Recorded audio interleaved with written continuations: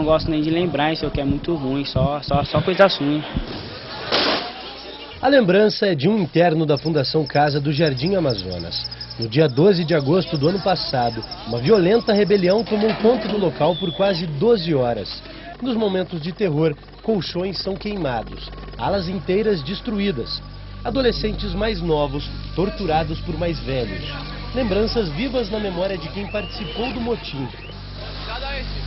Fatos que marcaram para sempre a unidade e colocaram em dúvida o modelo socioeducativo da Fundação Casa, a antiga FEBEM.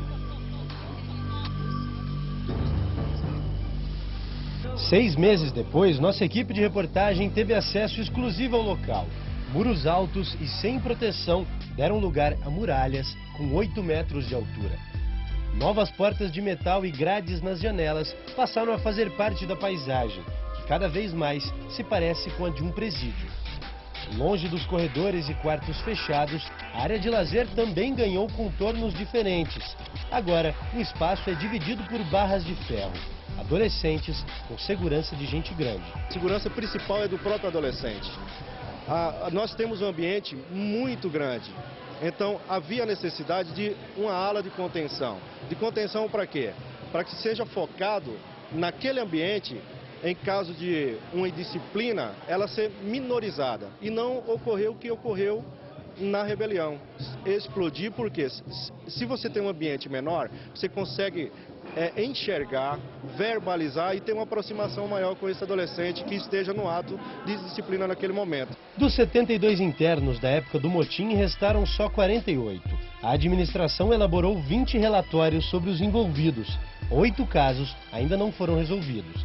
Até agora, 2 maiores de 18 anos foram transferidos para penitenciárias. Nenhum adolescente torturado ficou para contar a história. Já alguns dos agressores continuam aqui. O erro da pessoa, se ela querer mudar, né? Pode pegar de exemplo ser uma outra pessoa com outra cabeça. Enquanto as investigações sobre o motim do dia 12 de agosto ainda nem terminaram, outros problemas envolvendo a Fundação Casa não param de aparecer. No começo deste mês, aqui mesmo, na unidade do Jardim Amazonas, 2 adolescentes foram presos com maconha dentro do complexo. Já na semana passada, em outra unidade, desta vez do bairro San Martín, um outro caso de violência ainda sem resolução. No confronto entre internos e funcionários, um adolescente foi hospitalizado. Casos que, segundo essa especialista, revelam a fragilidade do sistema socioeducacional da instituição. A grade, isto é, aquela forma de contenção em que a pessoa se sente completamente sem identidade, à mercê dos outros, isso é algo que não tem a ver com uma situação de educação de fato. Estrutura frágil com adolescentes chegando cada vez mais cedo. Levantamento feito pela Fundação mostra que o envolvimento com o mundo do crime tem sido cada vez mais precoce de 6 meses para cá. A idade mínima dos internos da unidade do Jardim Amazonas caiu de 16 para 12 anos. De 2009 para o ano passado, houve um aumento de 30% no número de internos dessa faixa etária. Família desestruturada, ela não atende aquilo que é necessário para a educação dos seus filhos, Isso ocorrendo, essas crianças, esses jovens, eles ficam mais livres, eles não têm controle que os pais deveriam dar e por isso eles podem inclusive cometer pequenos delitos ou se envolver com grupos, com gangues e mais cedo eles vão para o mundo criminal. A mistura entre adolescentes de idades diferentes é vista por especialistas como uma das maiores falhas da Fundação Casa. Hoje, nessa unidade, 37% dos internos são maiores de idade, cumprindo os últimos meses de pena. Combinação que traz de volta o medo de um novo pesadelo.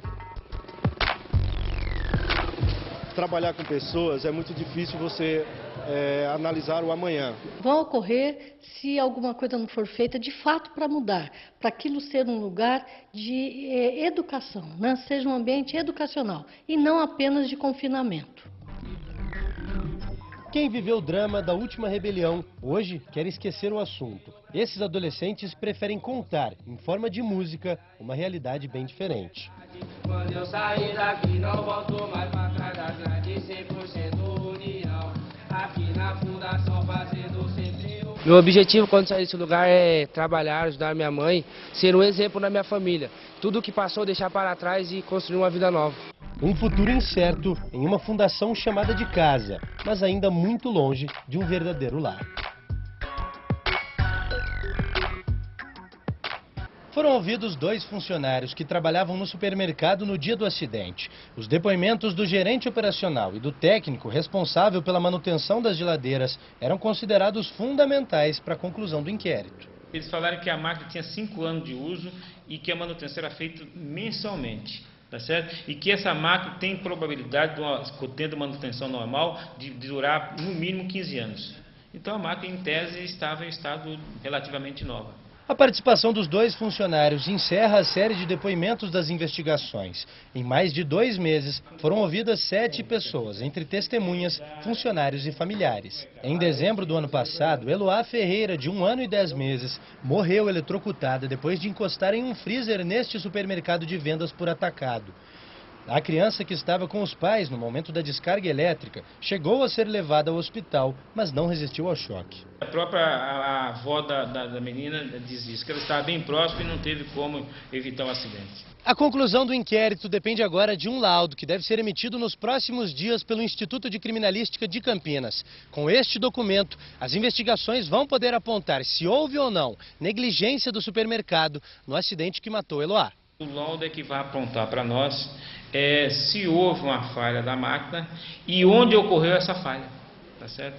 São 2 perguntas importantíssimas para concluir o inquérito policial.